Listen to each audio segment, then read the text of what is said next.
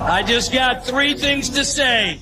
God bless our troops, God bless America, and gentlemen! Marami ang nakaabang habang ang iba naman ay nababahala sa tuwing nagbibigay ng bantang pag-atake si Trump dahil tinututuo umano nito tulad ng pag-atake nito noon sa mga Houthi sa Yemen, Iran at Venezuela. Ngunit sunod na nagbanta si Trump, naggagamit ito ng puwersang militar upang makuha naman ang Greenland. Kaya naman naalarma ang mga bansa sa Europa at agad na nagpadala ng kanya-kanyang mga militar sa Greenland na handa umanong makipaglaban kontra Amerika. At kung mangyari man yan, ay sino nga ba talaga ang lamang sa labanan at bakit?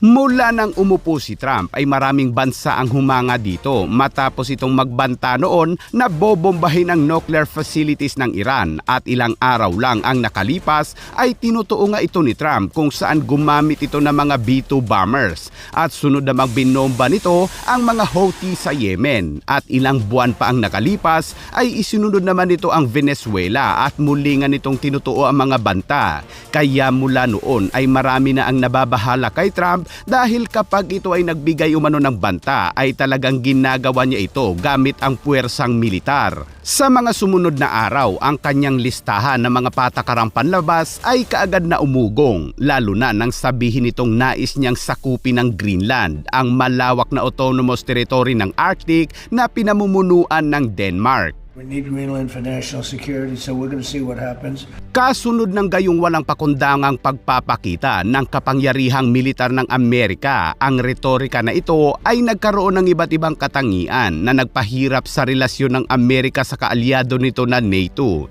Ito ay matapos sabihin ni Trump na mahalagang makuha niya ang kontrol sa Greenland para sa seguridad dahil nais umano itong makuha ng Russia at China at ayaw niyang maging kapitbahay ang mga ito. If we don't go in, Russia's going to go in and China's going to go in. Ang dahilan kung bakit ang Greenland ay isa sa mahalagang estratehikong rehiyon ay ang posisyon nito sa heograpiya, ang mga likas na yaman at mga potensyal na ruta ng mga barko sa hilaga sa paligid nito.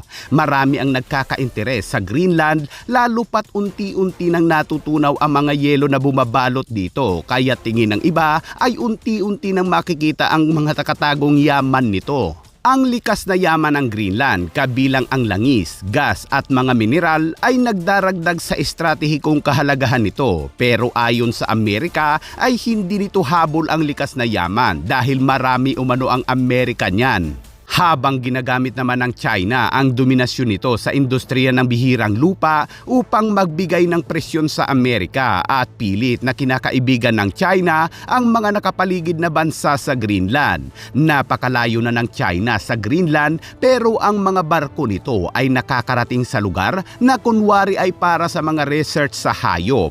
Like I mentioned in my remarks, it's not for peaceful purposes. They're not studying the seals and the polar bears. They're out there doing bathymetric surveys and trying to figure out how they can counter NATO capabilities on and under the sea. So that's something that could grow very quickly and we need to be mindful of it and ready for it. Nakipag-coordinate din noon ang China sa European para sa kanilang Belt and Road Initiative na layong magtatag ng mga ruta, mga pier at iba pa upang mapakinabangan umano ng mga European at iba pa at siyempre ng China dahil mas mapapabilis ang pag-export ng kanilang mga produkto kapag dito sila dumaan na mula sa 40 araw ay magiging 18 araw na lamang ang biyahe ng mga barko nito kaya naman bukod sa mabilis ay malaking tipid rin. Pero ayon sa mga eksperto ay hindi lang layo ng China na tulungan ng European para sa mga ruta kundi pati na rin sa mga mineral na mahalagang sa pangdaigdigang pang-ekonomiya dahil kinakailangan ang mga ito upang makagawa ng lahat mula sa electric car, wind turbine hanggang sa mga kagamitang militar kung saan nakafocus ang China. Layon kasi ng China na gayahin ng Amerika at gusto nitong lamangan dahil ang Amerika ay tila isang batas o pulisya ng buong mundo na halos lahat ay pinapakialaman nito. Tumugon naman ng China sa pahayag ng Amerika at sinabi ng China na hinihimok nila ang Amerika na kaagad na itigil ang paggamit ng kanilang tinatawag na banta ang China bilang dahilan upang ituloy ang makasariling interes umano ng Amerika. We urge the US side to stop using the so-called China threat to use as a pretext to gain selfish gains. Habang mahigit isang kapat ng teritoryo ng Russia naman ay nasa Arctic, kaya palaging nakikita ng Russia ang rehiyon bilang isang mahalaga sa depensa nito, kaya't palaging makikita ang mga barko ng Russia malapit sa Greenland kasama ang mga barko ng China. Sa pinakahuling media interview ni Trump ay sinabi niyang kailangan nila ang Greenland mula sa pananaw ng pambansang seguridad at ang mga ito ay hindi anya kayang gawin ng Denmark dahil mahihina ang puwersa at intelligence nito.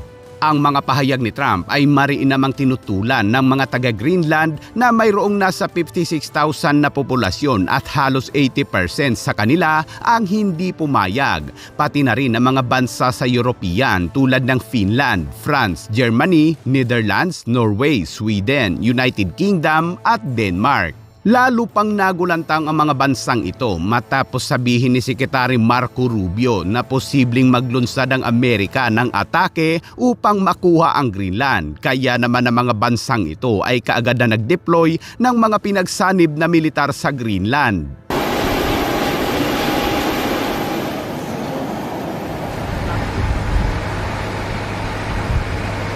Kung totoo ngang gagamit ang Amerika ng puwersang militar upang makuha ang Greenland ay napakalaking gulo nito dahil NATO ang babanggain ng Amerika.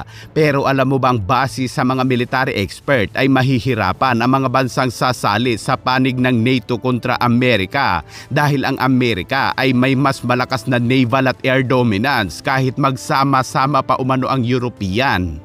Ang Amerika ang tanging may kakayahan upang umatake saan man sa mundo. Mayroon itong 11 large nuclear-powered aircraft carrier na kargado ng mga technologically advanced fighter jets habang ang European ay mayroon lamang 5 na small at medium na aircraft carrier.